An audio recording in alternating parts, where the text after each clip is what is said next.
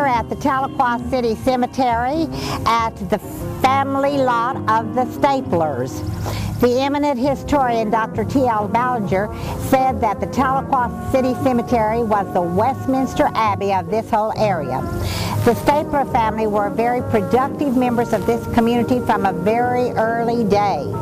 They were business people. In fact, the Stapler store was open on the site just across from the Cherokee National Capitol, on the site where John Ross first had a store. John W. Stapler and his sons John B. and James operated this store well into the 20th century, and their wives were equally important members of Tahlequah growth. We're going to take a look now at some of the individual stones of this family in this lot. This is the marker of John W. Stapler of Wilmington, Delaware, and his wife, E. Jane Hicks Stapler. His wife, E. Jane Hicks Stapler, was the niece of John Ross. Mr. Stapler and his sons had the business down on Main Street of Tahlequah, just across from the Capitol, and their sons continued the business well into the 20th century, as I said before. These are the headstones of John B. Stapler and his wife, Ellie Morgan Stapler. John B. was the son of John W. Stapler and his wife, E. Jane. John B.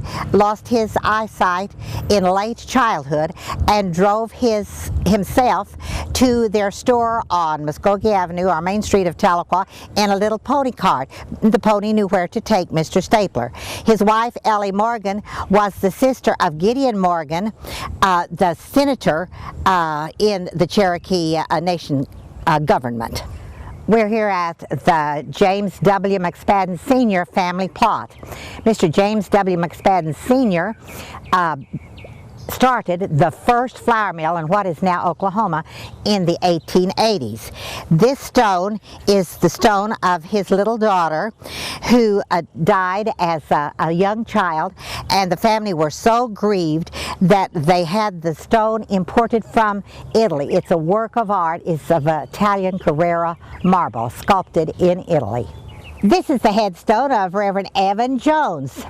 Reverend Jones and his son John Buttrick Jones were conductors, along with Jesse Bushyhead, the Reverend Jesse Bushyhead, on the Trail of Tears, on one of the bands of 1,000.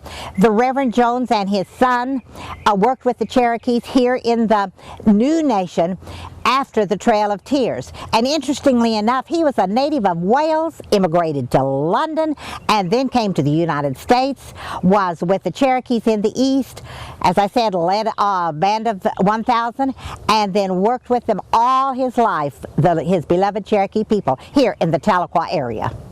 These are the headstones of Richard Taylor, Assistant Chief of the Cherokee Nation in 1851, and his wife, Susan Taylor, who was the first proprietor of the National Hotel, which was a place to stay, a place of distinction, down just north of the Cherokee capital.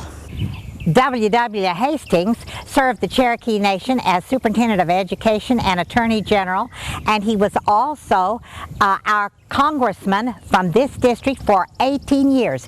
He only lost an election once to a lady, Alice Robertson, the granddaughter of the Reverend Samuel Wooster. And ladies, he was a good-looking man.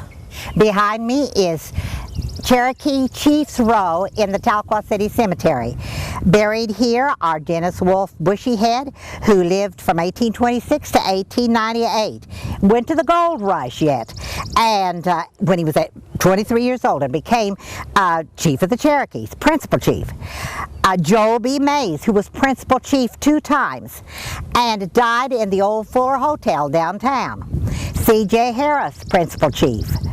William Penn Adair, Principal Chief, Assistant Chief. George Lowry, who was an Assistant Chief and also was a delegate to George Washington way back in the 1700s.